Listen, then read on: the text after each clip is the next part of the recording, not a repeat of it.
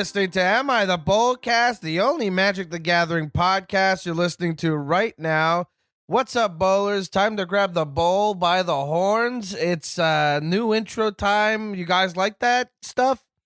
I have had a crazy week so far, and it's not even Tuesday. And I just got to say that we are excited about today. And by we, I need to shout out my co-host, super producer, super genius, Morgan Sanchez is with me today. Hi, Morgan. Grab the bolus by the horns. That's what you meant to say. I don't know who the bull is, but we have the bolus, and he's got horns too.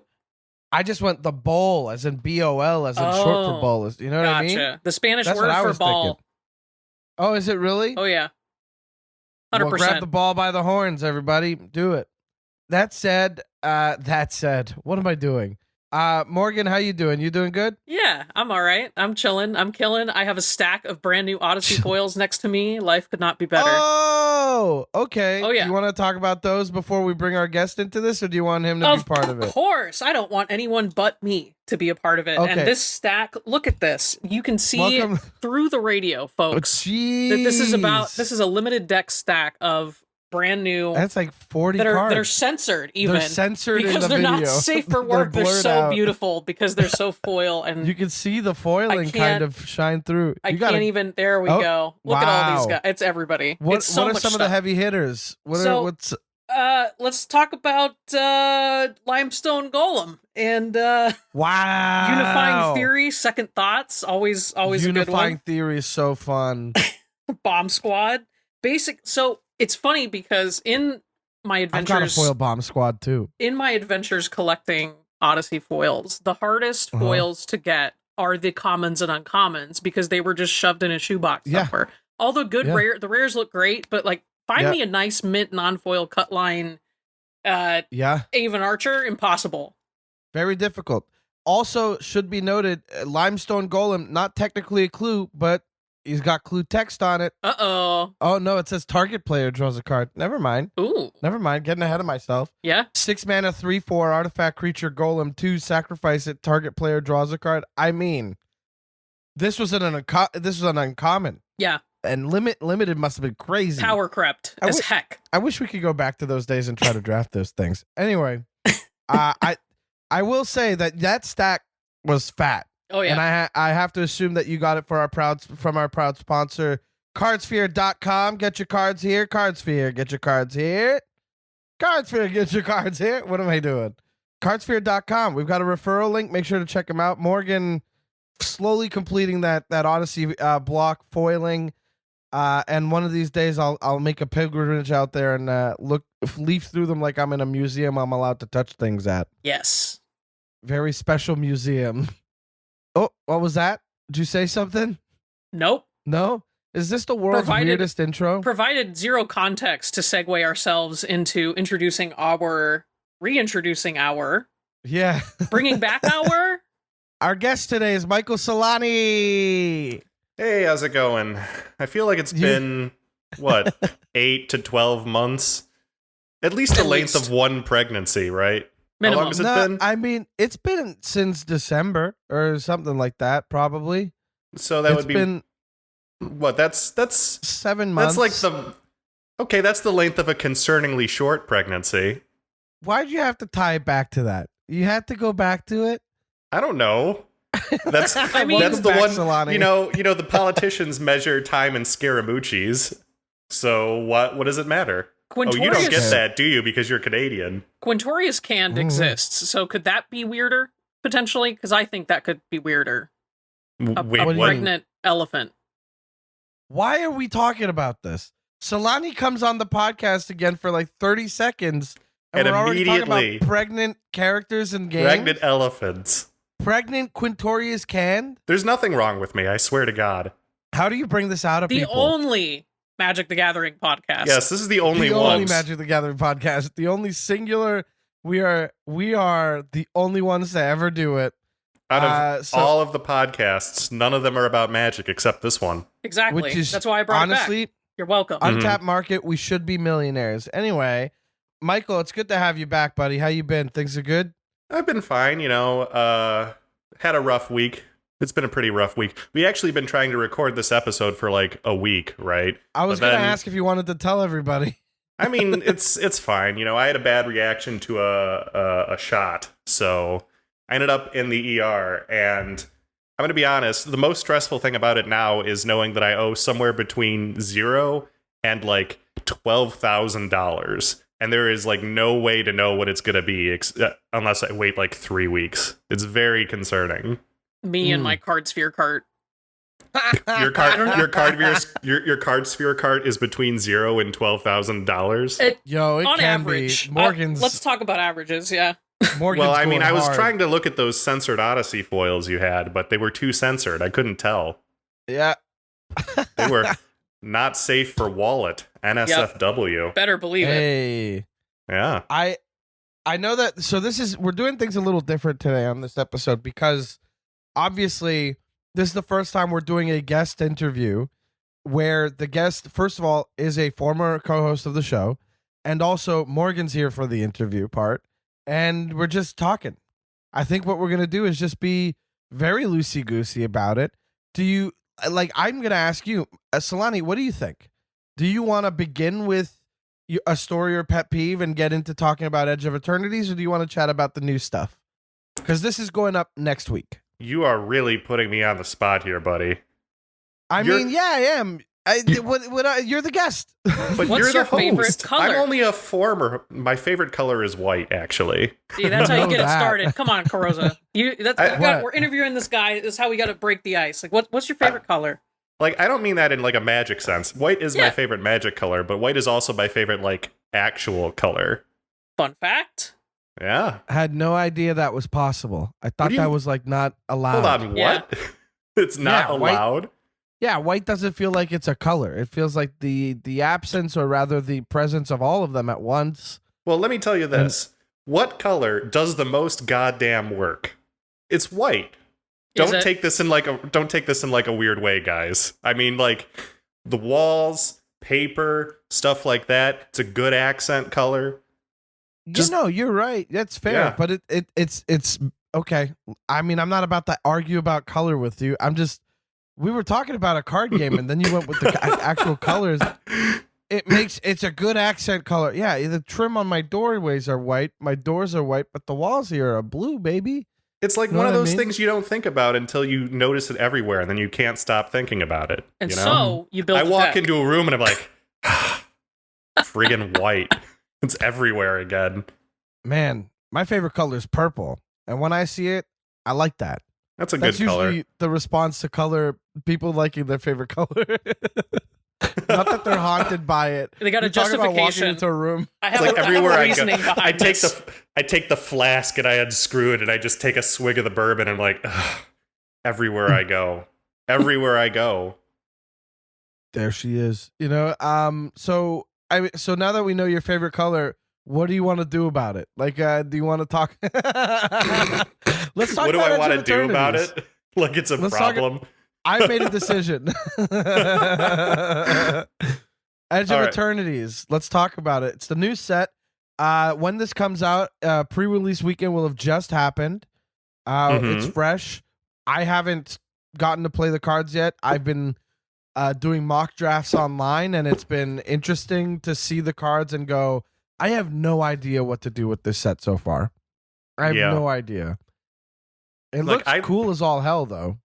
I looked at the cards, and genuinely it feels like I can't even tell what the draft archetypes are, and that's never happened to me before, right? Because last set Final Fantasy was like really obvious. So you had the Gruul was landfall, and the Azorius was artifacts, and the Rakdos was wizards, and the Simic was bad. But like you could do all of that, and you could figure it out. The Towns deck was bad. It enabled 3 colors. What are you talking about? Yeah, it was the 2 colors were so bad that you had to add a 3rd color for it to be even remotely relevant. Oh my god. A key that unlocked a forbidden door gets opened by a color combination and you call it bad. That's insane.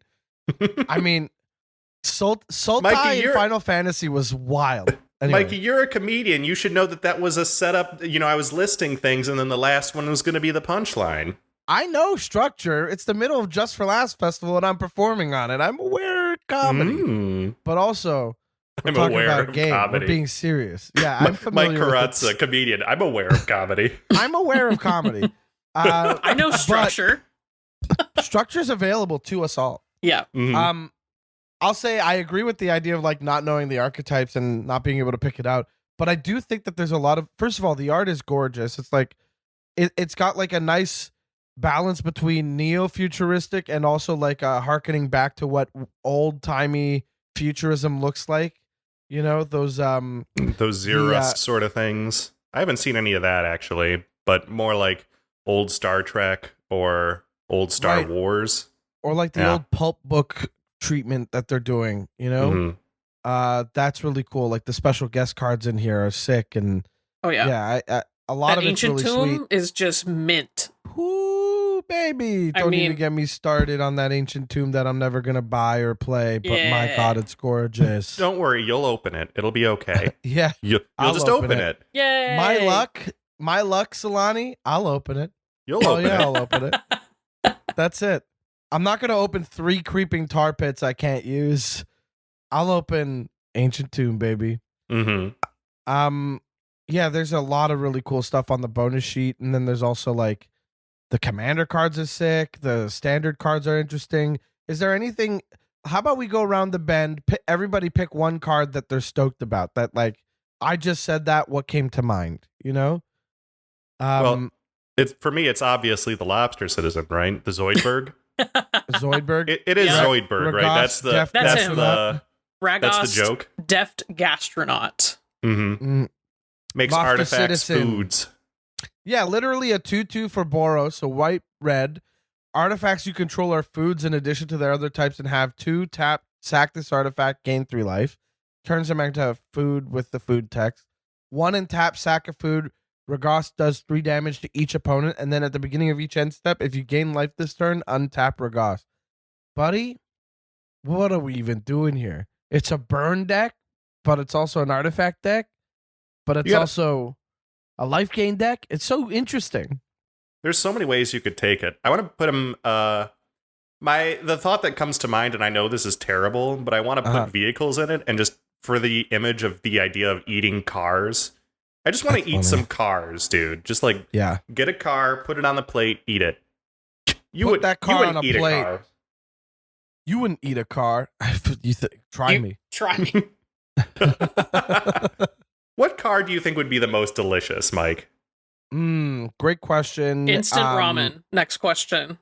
That's not a car, though. That's a card. Car, duh. Uh-oh. No, we want a car, like a Mitsubishi. Like a smuggler's copter? God knows it's like a person, though. I don't know. For some God reason, it's like a little guy. Yeah. You go first. I'm looking at vehicles. I'm gonna pick the most delicious looking vehicle. Let's find some out cars. of all 174 of them. What do you think the Cybertruck tastes like? Sadness and failure as a society and race, human race. A societal failure, and then like a failure to spend your money wisely. I would rather eat the nutrient block than that thing. I mean, say goodbye to your teeth or say hello to them in your brain once you try to clamp down on that thing. That thing looks disgusting. Man, I gotta get a crown too.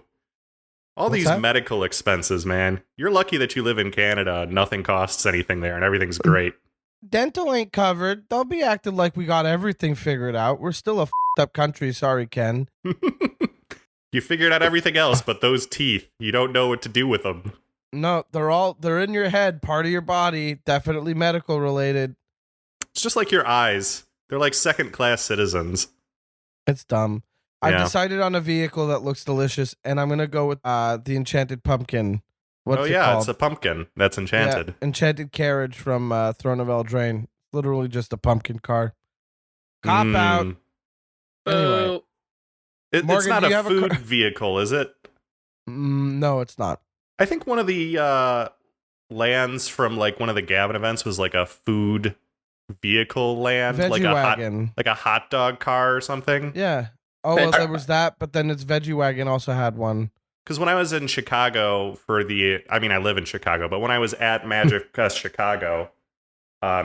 Chicago, I was in the event or in the panel where they were trying to come up with cards for that event, and someone suggested it. I suggested a listed sliver, which I 100% think should have gotten in.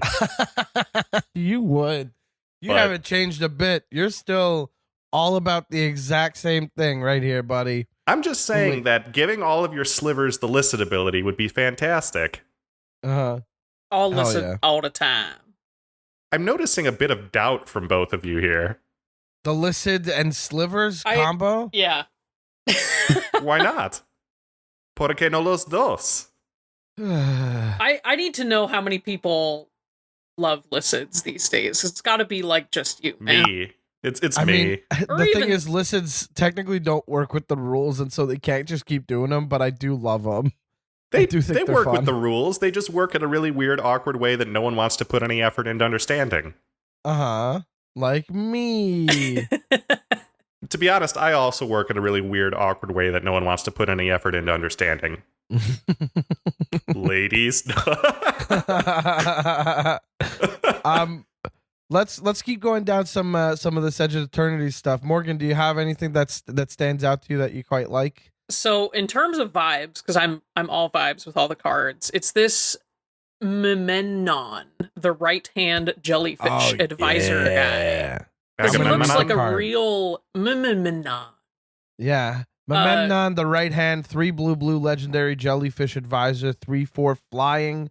You may look at the top card of your library anytime. You may cast artifact spells from the top of your library, and artifacts you control have tap, add blue, spend this mana only to cast a spell from anywhere other than your hand. What did I say about this guy in my jank rank? Oh yeah, I said he was discount Urza. Yeah. Yeah. Yeah.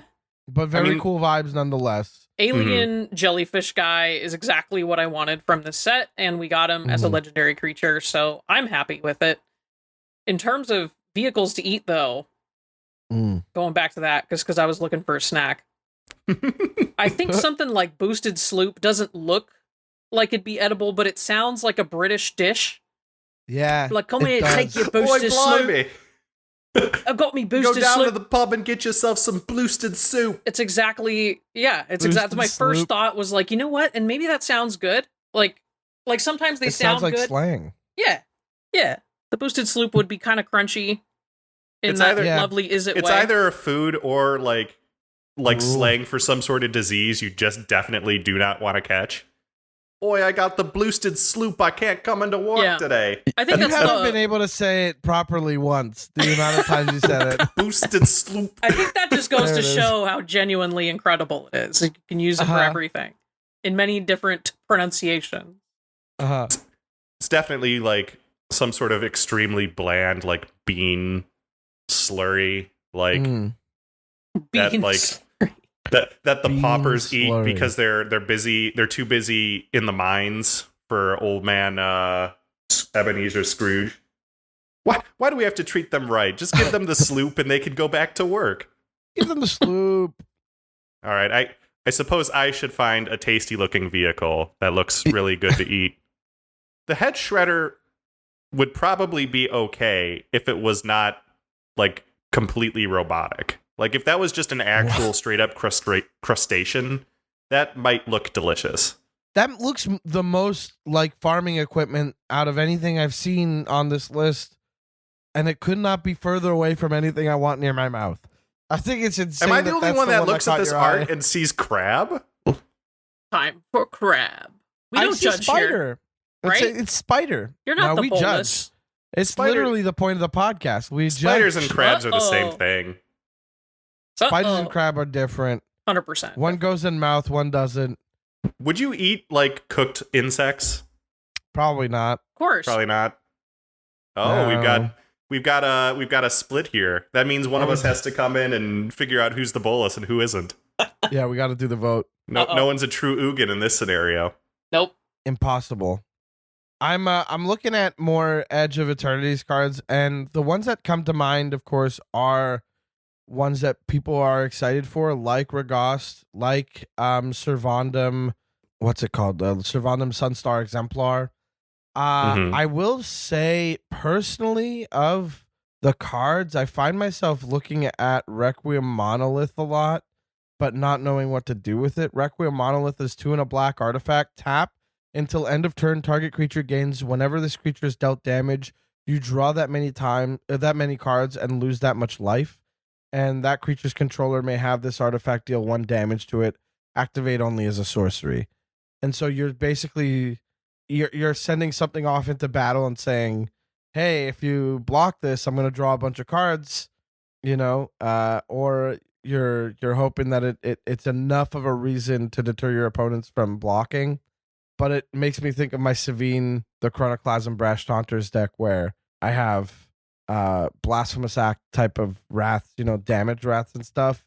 And that'd be pretty fun if I could play it in those colors. Isn't there a black commander that says it just taps and a creature deals damage to itself equal to its power? Kiku Knight's Flower, I think. Yeah. Did you know that just off the top of your head? Well done. Yeah. Yeah, she's one of the commanders that I've looked at as like I would love to build this commander, but then I think why? Like I think it's just a wild ability to put on a 2-mana 1/1. It costs 4 to do and a tap. It's just so much mana and no protection, but also it requires your opponents to have creatures. But I think this Requiem Monolith is, exactly going right into this deck, Yeah, let's take a look at the rankings here. For all the 85 people who play it, this is your dream. 86. Maybe I'll take, I'll take a stab at it. I'm opening up Architect and clicking new deck right now. Or maybe Kiku will make you take a stab at yourself for how much power you have. Don't worry, it probably won't kill you. You definitely have more toughness than power, just looking at you. Wow, how dare you? Savage. You just called me a fat ass like nothing? It's a compliment. A fat ass weak boy? Jeez. You've been gone from the podcast and you're like... Mike, you're at least a 2/3.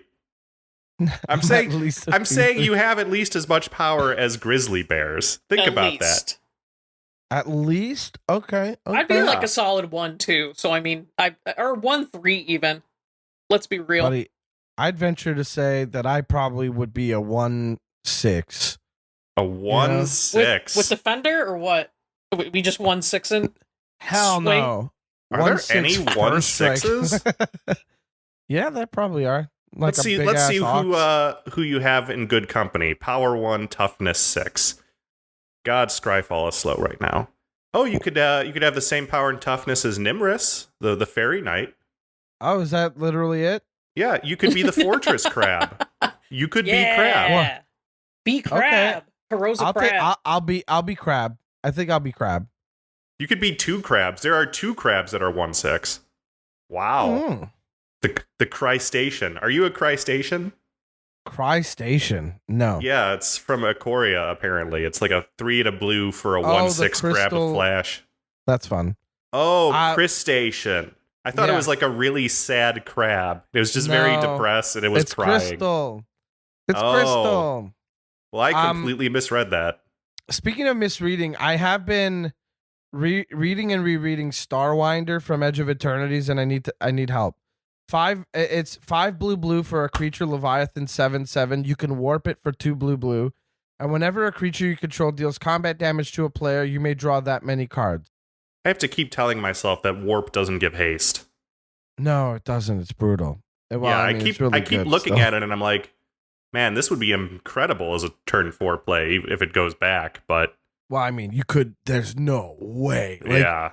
The thing is, you play Starwinder, and it's kind of one of those cards that you're like, do I dare include this in a deck that's drawing that many cards? Like, it feels like this has to be on the back end. Like, you need to be defending with this thing, right? You can't be swinging out, like, hitting your opponent for 19 when they're at 20 and then drawing your whole deck and being like, whoops. You can draw too many cards, fam. You can draw too many cards. Yeah, this feels like one of those like 7 mana sorceries that draw you 4 cards, but then your turn is over and then you lose. It's like one of those, right? I love those. It's just really good. It's really cool and it's really good.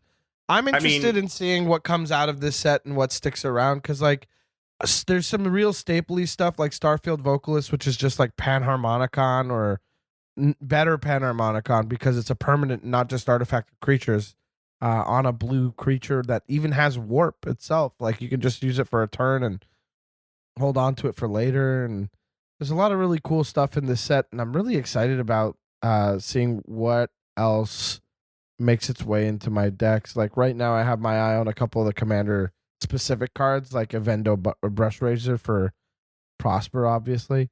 Mm-hmm. I've come to the conclusion that Wizards is just trying to outright overprint the things that are like chases, like token doublers. They're printing a lot of them. Yeah. Panharmonicons, they're printing a lot of them. Mm-hmm. I think they're just trying to get ahead of the fact that they're always expensive and always hard to get by like putting one in every set. Because at the start, they're at really the start popular. of the trend, the start of the trend, I was like, oh, they're doing this just to make a bunch of money, right? They're doing this just to. I mean, two things can be true. They're doing this just to make a bunch of money and make people buy their cards. But now I feel like it's gotten to a point where they're so ubiquitous that it's kind of like pressuring everything downward. Because it's like you could try and spec on these things or whatever, or just try and open it. It's just going to show up in the next set anyway. So you don't have to worry too much about it. Yeah. I'll say this, Wizards has been doing this thing where it reprints effects. Like we have a land that's basically Gaia's Cradle when you station it enough, or Thalarian Academy when you station it enough. But the red card from this cycle, Michael, I know you have some feelings about Kavaron Memorial World, a land planet that says this land enters tap to add a red station, and then at 12 plus counters on it when you station it, which is to tap another creature you control and putting charge counters equal to its power on this planet. You can pay 1 in a red, tap it, sacrifice a land, create a 2/2 colorless robot artifact creature token. Then creatures you control get +1/+0 and gain haste until end of turn. Oh yeah, that card is ass. Like, tell me more. It's just straight up ass. So here, let's set the stage here. The other 4 cards in this cycle. White creates a token copy of artifacts and enchantments, I believe. Blue is Thalarian Academy. Blue is Thalarian Academy, yep. Black is a Shadowheart activation, more or less. You sacrifice a creature, and then you draw cards equal to either power or CMC. I can't remember which. It's power. Mm-hmm. Then green is Gaia's Cradle. Yep. And what red gets in this space is basically like Hammer of Perforos, but you have to give up 12 power to do it? Why would you want this? Why would you spend so much time doing nothing? Well, you get to it eventually. It's not like you don't have to station it all at one go. Red, the color of you get to it eventually. I know that's exactly it. But we do have a Jund precon about lands and sacrificing lands, and I guess this is like, hey, your land gives haste and stuff and still allows you to sacrifice the land. Feels like that's a decent home for it, but literally I cannot think of anywhere else where I could put this. Frankly, I'm mad at the Jund precon too, to be honest. Really? Oh yeah, I'm very upset about it. Tell me more. So there's Serail, right? Is that how you pronounce it? Genesis Shepherd? Yeah, sure. The world's most biblical sounding thing? Genesis Shepherd.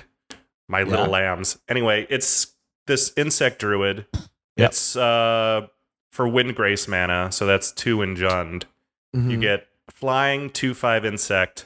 It's a Crucible world, so you play lands from your graveyard. Whenever you sacrifice another non-token permanent during your turn, put a number of counters equal to its power on up to one other target creature. Right? Well, put on equal to Zeral's power, not necessarily like if you have a creature, you sacrifice it, put it somewhere. Right. I mean, I had a Zask deck that basically did this, right? Mm-hmm. It was a Crucible of Worlds in the command zone, and Zask is a card that mostly cares about insects, so people use it to play like insects from the graveyard, and then you run over your opponents with a bunch of insects because it could give insects Death Touch. But because you could also play lands from the graveyard, my deck was all about getting fetch lands out of the graveyard, getting multiple land plays, getting tons of landfall triggers, and building a landfall deck that doesn't deal with just shitting out a bunch of tokens, for lack of a better way to describe it. It's like every landfall deck is Scoot Swarm, Rampaging Baloths, 5 different ways to make 3/3s. It's like everything goes wide. And I wanted the one deck that was like, okay, I'm going to put in that equipment that's like, you get +2/+2 when a land enters. And I'm going to hit you with a guy who gets big when you play a bunch of lands. It's not going to have 50 million tokens. It's going to just kill someone. And now there's this deck, which is just better in every way.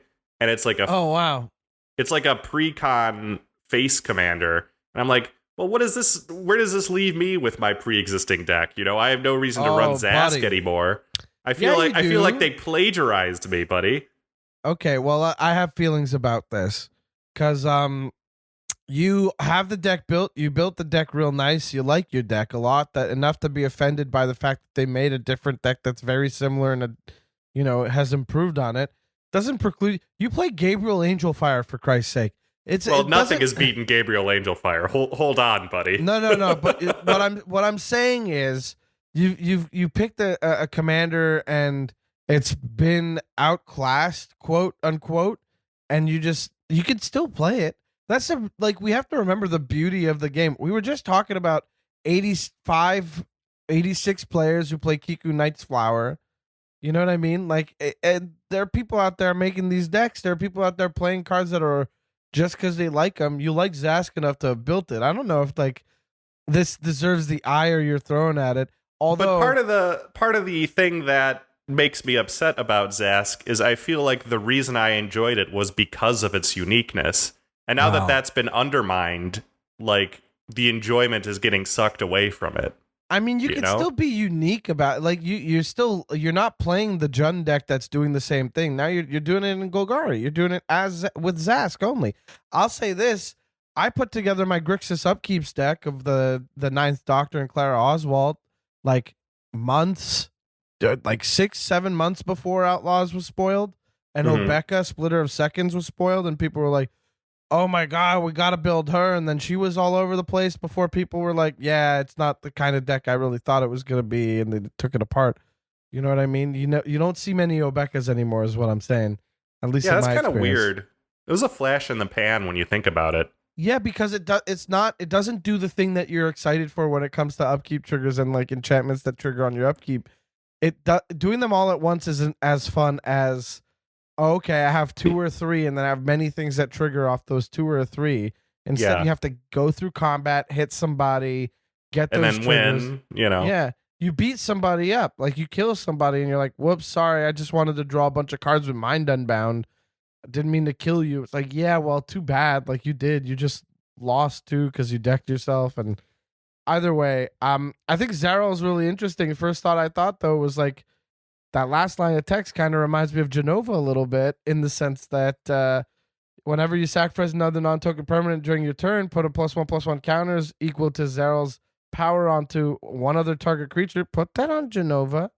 Get Genova real buff. Mother put mentioned. All Genova's, put Genova's counters on Zarel and turn them into a little mutant guy, huh? Then guess what? You assume I have enough dice for this. Yeah, you know how many times you just said counters in 2 sentences? Yeah, but at a certain point, you got to start using a piece of paper or an infinite token, right? You just got to use numbers. And shout out to Infinite Tokens for making the best token, so that I don't have to have 1,000 dice for when Carrozza pulls this insect Genova combo on me. No. At some point, you just have to be done, though. Yeah. You're tired of counting, yeah. Yeah. I will say this, Infinite Tokens, not sponsored, love them to bits. Don't get fine point markers for your Infinite Tokens. You put enough pressure on those things, you'll dent those babies and end up with a really bad caricature of Fred Durst on one of your tokens that you can't get rid of anymore. So, don't do that. Use software. That should be tips. A Patreon exclusive. You should mail that out to somebody. Your Fred Durst token. It's bad. You can barely make it out. It just says Durst on a cap, and it's a guy looking mad. You can barely make out the Peanuts comic on the original medallions, but that doesn't mean that it's not there. I love that. That's a fun. Or was it the diamonds? I forget if it was the medallions or the diamonds. I want to say it's the medallions. I think it was Ruby Medallion in German or something. Yep. I think I have. What a throwback. I think I have one of those, actually. I should check in my binder. You definitely should. Michael, are we ready to get into your your story. I suppose so. Or your pet peeve. We've been on the edge of eternity for a long time here. I'm sick of. Okay. This I'm is why sick of being on the edge now. Yeah. This is why. You can't show up here and do that and think, oh, I better come back for more. You're the one that invited me on. There's that I structure. was on this show for what, like 20 episodes or something? You knew what you were getting into. Yes, I invited you on. Fact. Definitely did. Actually, I invited didn't ask. I invited myself. I said if you would like to, you could, you know. And I did. Yeah, I did. Not like invite me on the show where we're not friends anymore. Yes, that's exactly how it would be, right? I was like, oh my God, I can't believe what Mike did. What Mike and Morgan did to me. It's like, I'm just kidding. I'm just being like a gossipy, like I'm imagining myself sitting in one of those like chairs with the big hair dryers, you know, in one of those like barber shops, and you're talking to all the other like middle-aged ladies, and you're like, oh my God, can you believe what Deborah did? Exactly it's always how a Deborah. Every it's time. It's always a Deborah. You got to deal with the Debras. But let's talk about my own personal Deborah. I would love to talk about your Deborah. So the one thing that takes me right out of a game is people whose mood visibly worsens when they start to lose. Yeah, that's a tough one, isn't it? Oh yeah. Like you're playing a game. You go into a 4-player game with the expectation that 3 of the 4 players are going to lose. And they're aware of this. And yeah, in theory, they're aware of this, right? In practice, it's like, it can't happen to me. I'm good at this game. Everyone else is just an NPC, you know? They go in, they're planning to win, and then they don't win, and then they're just getting like frustrated, they're getting tilted. It's like, this game has no stakes, buddy. It's like, you don't have to... Does it really matter if you're going to waste 30 minutes here versus 30 minutes like doom scrolling blue sky on your phone, right? So when someone gets taken out of the game for that, and I mean like they're playing the game, they had like a good shot at it. Like I understand if someone doesn't get to play and they draw blanks and they don't get to do anything. That sucks. But if someone had really an opportunity to play and then they just get outplayed or something happens to them that makes them lose, and they just start being like, I'm done with this. This is terrible. I hate this. I dislike this. You know, that could really like sour my mood. I'm talking about this in specifically with like strangers, because sometimes I have friends who can get that way too. But it's like, you know, you've got a good rapport with them. You know, it's not gonna like ruin their day or anything. You know, you know what to say to like pick them up afterwards. But it's like with people you don't know, it's like I'm sorry. The experience you had with me was bad. Yeah, I mean, I do think that with the people you know, you can kind of joke about it a little bit more, or you know how to navigate that a little bit easier. There's always that element of like, okay, we'll do it next game. You know what I mean? I will say this is something I've been guilty of in the past, where you're like, it's fair to like complain about what's going on, and if you're not having fun, you're not having fun. Like it's you know, it's a game and you're supposed to have fun, or, you know, hopefully you are, and hopefully it's not hard to come by. And if it is, then there's some examination to be done about what you're up to in the game. But it's definitely like, if we're playing a game and you're doing everything to like just board wipe every turn, and I look at everybody and I go, does anybody want to scoop? And they're like, no, we're going to play this one out. And it's the only game available. There's no other game I can join next to anybody. I'm going to be bummed. I'm going to be like, okay, I think this sucks. I'm going to be sourpuss about it. But that's a very specific, like, shitty thing to experience, you know? Sorry, I mean, I understand that. This is going to be a bit of a hot take, but, like, my perspective from that is, if you feel like you're having a shitty time, sorry, Ken, like, the solution is to not feel like you're having a shitty time. Like, I understand that's not how people work, right? You can't just turn off your brain being like, oh, I hate this. But I think you can make an effort, and I think like faking it to that extent does help. at least a little bit, right? Sure. You know, if you try and stay in good spirits, it'll be easier for you to make a better impact than versus if you like were just being outwardly like sour about it, right? Oh, like totally. you could still hate what's happening, but it's just like, this is 30 minutes of my life, you know? This is not the end of the world.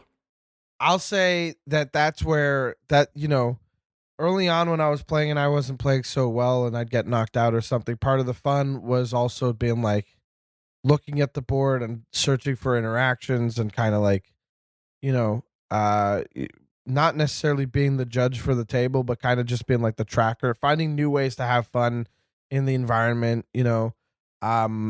If you're not having a good time, trying to find a way to make sure that you do have a good time. The trouble with that is that some people's idea of a good time and pivoting to it is like disruptive in a way that's frustrating, you know? Yeah. We're like, now I'm going to play some chaos cards, or like, I'm going to start pointing all my removal at one person, you know? But that's like a different problem, right? Sure. Like being maladaptive is a different problem than just being like upset about it. Mm-hmm. And I mean, you have to do it in the correct way, obviously. So what would be the correct way? If somebody is having a bad time, you and I are playing, I'm comboing off, I'm taking a little while, nothing's advancing, but I'm monopolizing time. I mostly just try and like, I keep a good attitude. I try and follow what you're doing. You know, if I do have some sort of counterplay, I will attempt to look for the counterplay. But I understand that sometimes that's just not how it works. There was a guy that I used to play with at the game store that would always build these incredibly protective, grindy value decks. You know, stuff like Council of Four, but it would be backed up with all of these counter spells. Totally. It would be backed up with like Esper Sentinel and Rhystic Study. Everything that just ensures that you never run out of interaction. And it was a slog to get through because you could never reliably make any progress against them because they were always playing so defensively that you couldn't, like, you could try and trade 1-to-1 with them, but they were so quick with their draw that it would always be a losing proposition for you. And the only way really through that is to hit a person like that super early before all of that can get up. And the only way you would know to do that is if you had prior knowledge that this is the type of thing that was going to happen. So if you do that, it feels like you're targeting someone, and that feels super, like, shitty. Because the person will complain to you about it. They're like, why are you targeting me? It's like, I know what you're trying to do. And then is that when you're saying that their demeanor, if their demeanor shifts there to be like, I'm having a bad time because somebody's figured out my game, you know? That sort of thing. Or like when someone, I guess these are more examples of what not to do, but there's been games where it's like, I've been winning and I'm ahead. And, you know, someone starts playing the rules a lot more strict than they were previously. They would flash in a creature that's like removal, right? They would flash in, it would remove a thing. And I obviously know what they're attempting to target, right? So I play the removal spell, or I play the protection spell, and they're like, oh, I'm going to do this. It's like, well, obviously you were going to blow up my thing. It's like, you didn't do it at the right time. I'm like, come on, dude. Yeah. It's like there's clearly there's clearly an understanding that was meant to happen, and now you're exploiting the fact that it's technically not correct to try and claw some leverage back, and that's not the vibe I want. Yeah, that does remind me of like this one time I was at a pre-release at an LGS, and this was a kid though. He was like learning the game and then making a lot of mistakes and taking a lot back, and then I was like, yeah, go for it. That's not a problem. And then late in the second game, I had won the first game. He late in the second game, he could win in the second game. Rather, I could win in the second game, and I was attacking into him with stuff, but he had not represented his card correctly with like all the counters that are supposed to be on it. He's like, "Oh, I forgot. This is supposed to be this, and it's untapped and it has reach." And I'm like, "Oh, well, like I asked what this guy is, and he said that he's a 3/3, and you're like, no, it's like a 9/12 or something somehow."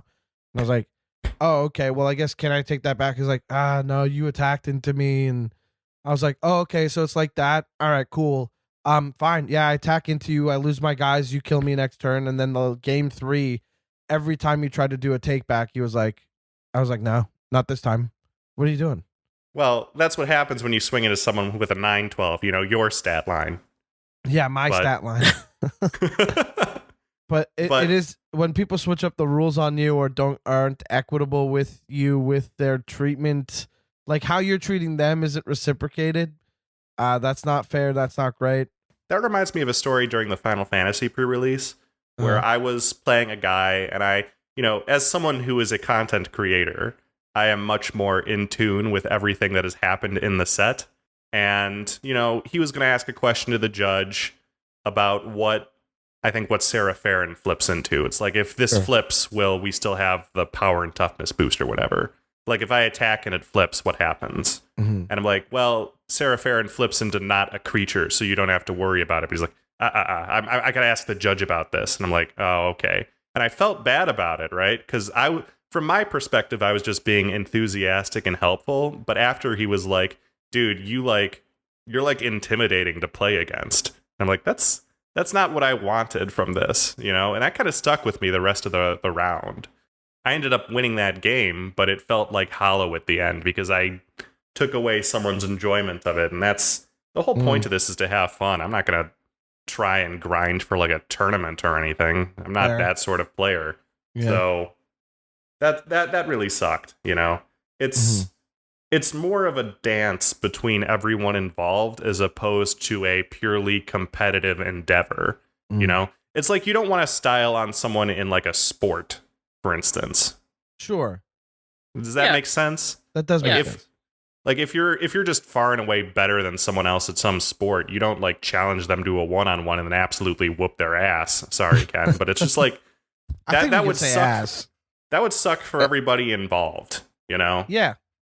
I think for some people in this situation, it is like a performative thing, right? So you start out strong, playing against all you guys as strangers, and then it's like, oh, all of a sudden I realize that, Celani and Mike are like really good at this, and I just suck. And I mean, this is all true, by the way. This doesn't have to be a hypothetical. Oh, come on now. But, for me, it turns into the thing of like, oh, okay, maybe I've underestimated you and I need to like lock in now. So I do kind of get a little less frivolous and a little less silly, giving your opponent the benefit of the doubt that way, right? Like, maybe I'm just locking in. Maybe I am just being a little less flippant with stuff, paying attention.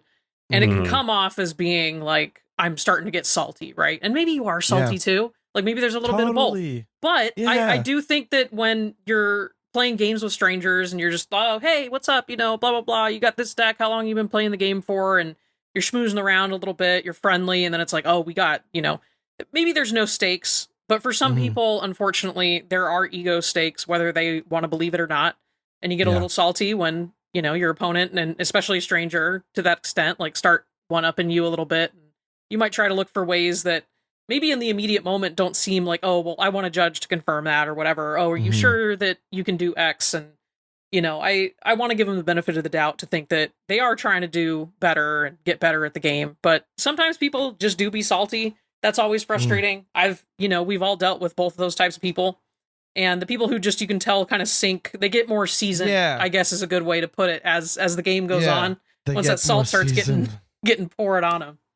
I mean, especially if there's like a clear differential between the amount of mental effort that all the players are expending. Yeah. Because with experience comes a sort of built-in pattern recognition of certain things. Like there are times when I've seen people hold mana up and I know the exact card they're holding it up for, right? Exactly. Or like, I know they're about to tap a certain mana. It's like, I went to a commander night with my neighbor and, we were playing a game and he tapped 2 and a black. I'm like, yeah, you're going to deluge here. And he's like, yeah, I'm deluging. That sort of thing, and when that becomes more of a second nature to you and someone else would not see it that way because they don't have the experience or like the breadth of knowledge to be able to tell that off the top of their head, then it can be very intimidating because one player just clearly does not require as much mental effort to stay in the game as someone else. And it's not like an indictment of that person, but it's still very intimidating. I'll say to bring it back to the original point that you mentioned, which is like people visibly, what was it? People visibly getting more upset. Yeah. I'd say seasoned. Yeah. I'd say that also comes in the form of like somebody taking out their phone, kind of like slumping in their chair a little bit. Being distracted, not really paying much attention. All this is like, it's all under the same umbrella for me, which is like, if I'm done in the game and I have nothing in my hand and nothing's really going my way, I might want to say something, or let me see what else is going on in this game. Maybe I have an in somewhere. Oh, is this guy going to win fall again? Well, better commit the permanents I want to keep around to the board now, So, like, there are ways to keep positive. There are ways to, like, try to stay in it. And you'd hope that works. But again, it's like, as much as we like to be like, it's a game. You're invested. You know what I mean? You want to have a good time. You traveled for this. You spent money on this stuff. There's a level of, like, randomness and variance that you're contending with, and then you're competing against other people. Varying degrees of experience and ability, there's a lot up in the air and you're less in control than you'd ever want to be. And so it's fair to be a little disappointed and to kind of show it sometimes, but it definitely can ruin a game night if somebody is continually just like, oh, this again. Sure. Okay. All right. It's a mental fortitude thing. It's something you have to practice and learn, I believe. Because it's very easy to fall into the trap of just showing what you want or showing how you feel.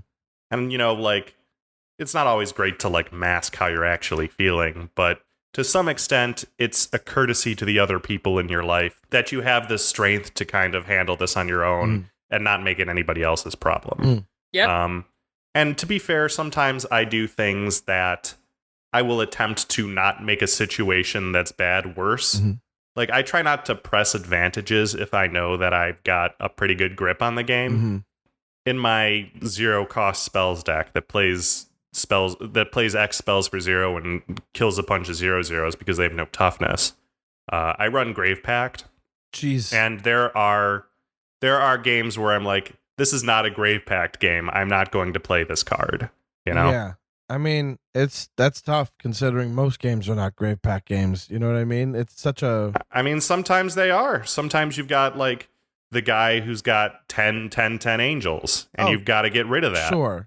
That's a Grave Pact game, right? I hear you. You've got to do something about it. But in a lot of games, it's like, no, this isn't a Grave Pact game. I'm going to hold this until it becomes one, Sure. Okay, fair. That sort of thing. Well, do you guys think it's time to take it to a vote? We're going to get to the verdict? Yeah. Do I get to vote for myself? Why not? Is this like a mayoral candidate sort of thing? Yeah, why not? Who cares? It's literally... Oh my God. It's just, I think we're all going to be on the same side of this. I also think that, like, we haven't done the point system in a little while, and I think people need a bit of a refresher. Morgan, how do you feel about telling everybody how the points work on the voting system? Well, I'll have to pull up my notes for it because I used to have, like, a script, basically. And why don't you just ask Grok? I'd rather fucking kill myself. Sorry, Ken. Bleep all of it. That's the world we live in, where math's not real and robots are doing everybody's job. So, but in lieu of that, we do have some math that is real and ready in the voting system, which is that Celani and I are each going to get to have one vote that counts for 1 point. Excellent. And, all right, don't interrupt me. Just wait. Fair. Just give me a second. All right. I'm done talking. Don't interrupt her, Mike. Talking.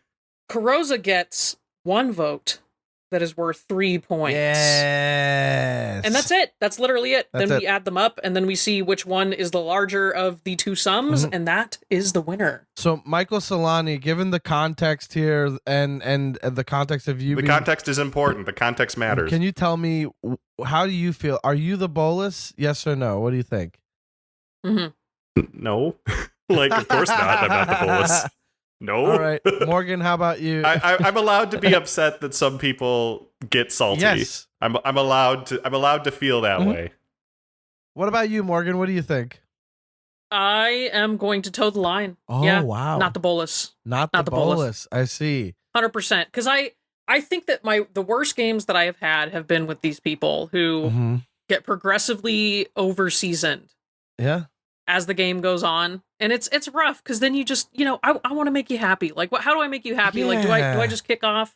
Yeah. You want me to just lose? I'll do it for you if, like, I just get me away from this. So, absolutely not the bolus. It's the only way to turn a game with one winner into a game with no winners. Yeah, truly. Yeah. You end up getting to this position where you're like, the people pleasy, and then also, like, you kind of wreck your night thinking, like, what I do really? And truly, it's not that important. Like, this is a game, baby. We're playing a game. And so for that reason, I would say not the bolus. However, you did start this episode with a pun I hated. So I am going to go ahead and call Michael Celani. Can we negotiate this? You committed a crime. Why? Because I would like you to vote not the bolus for my story, but you can call me the individual the bolus. I would be okay with that. We're not keeping a tally of this online anywhere. It's not like a thing that people are keeping track of yet. You don't have the bowl heads or whatever it is, the bowl cuts. Bowlers, the bowl cuts is so funny. The bowl cuts is great. Not the bolus, obviously, for the story and the pet peeve. Not the bolus. Come on now. I did hate the pun, but not enough to do that to you. I don't even remember what the pun was. I can't remember it. Would you like to repeat it? I remember how I feel. That'll do it for our time with Michael Celani, and we are doing a little shorty one because we're not doing the bookends on this guy because Michael's going to be back next week doing a mailbag with us. So, Mike, why don't you tell everybody where they can find you? Celani, go.